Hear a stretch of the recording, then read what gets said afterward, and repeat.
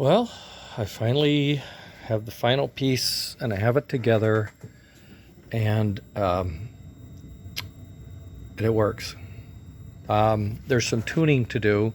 These rails in here need adjustment and some fine tuning and lubrication, and I need to mount the platform back up onto this spacer block that I put on top. And I'm rethinking my mounting holes because they're right underneath here, so I'm thinking I may want to move them out, drill some new holes here and here that I can move up and down. Oh wait, I can still move up and down. Maybe I can get into it that way. Okay, I'll figure it out, don't worry. At any rate, let me show you. I'm only doing jogging. I'm not doing any kind of a simulation of a program or anything. So as you know, we're in the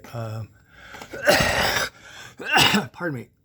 We're in the Universal G-Code Sender UGS software, which has just been fabulous. I just can't believe how robust it is. This is what you would click on to connect to your motor driver, which is behind us here. And that's a Arduino CNC shield on top of a Uno PC, Arduino PC. And that's where the code is going, and that's the motor control power supply over there. That's for the stepper motors only, and the spindle is a Dremel, so it's going to be controlled on and off, and speed will be manual. But its Z-axis will be controlled by CNC program, and as well the X and Y, and they will be in a coordinated motion. That means I can do a circle, an arc, a series of lines, and an angle. You know, you can design your shape and do it, and it's pretty cool.